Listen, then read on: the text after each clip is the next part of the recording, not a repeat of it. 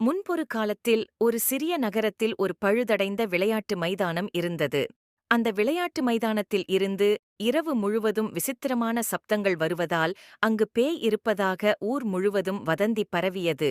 ஆனால் அந்த ஊரின் சிறுவர்கள் அந்த விளையாட்டு மைதானத்தில் என்னதான் இருக்கிறது என்று பார்த்துவிட முடிவு செய்தனர். மாலை சூரியன் மறைந்ததும் சிறுவர்கள் அந்த மைதானத்தின் துருப்பிடித்த கதவை திறந்து கொண்டு மைதானத்திற்குள் நுழைந்தனர். மைதானம் முழுவதும் இருள் சூழ்ந்த நிழல் உருவங்கள் தெரிவதை பார்த்ததும் சிறுவர்களின் மனதிற்குள் பயம் வந்தது.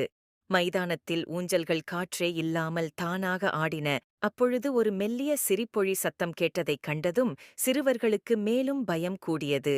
மைதானத்தின் தரையில் ஒரு பழைய பொம்மை கிடப்பதைக் கண்டனர். அந்த பொம்மையின் கண்களில் இருந்து ஒளி மின்னுவதைக் கண்டனர். அதே சமயம் ஊஞ்சல் மிகவும் வேகமாக ஆடத் தொடங்கியது. விசித்திரமான சப்தமும் அதிகமாகத் தொடங்கியது. சிறுவர்கள் மைதானத்தை விட்டு வெளியேறத் திரும்பினர். ஆனால் கதவு மூடப்பட்டு சிறுவர்கள் மைதானத்திற்குள் சிக்கிக் கொண்டனர். சிறுவர்கள் பயத்தில் காப்பாற்றுங்கள் காப்பாற்றுங்கள் என கத்தத் தொடங்கினர். அப்பொழுது ஒரு மெல்லிய குரல் ஒன்று கேட்டது. அது ஒரு முதியவரின் குரல்.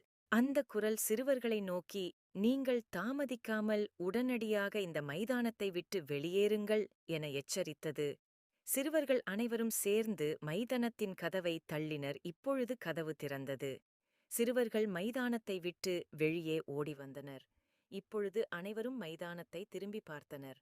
ஊஞ்சல் மட்டும் ஆடிக்கொண்டிருந்தது. ஆனால் சத்தம் எதுவும் கேட்கவில்லை. சிறுவர்களுக்கு ஒன்றும் புரியவில்லை. ஆனாலும் இனி இந்த மைதானத்திற்குள் செல்ல மாட்டோம் என்று உறுதி மொழி எடுத்துக்கொண்டு வீடு திரும்பினர்.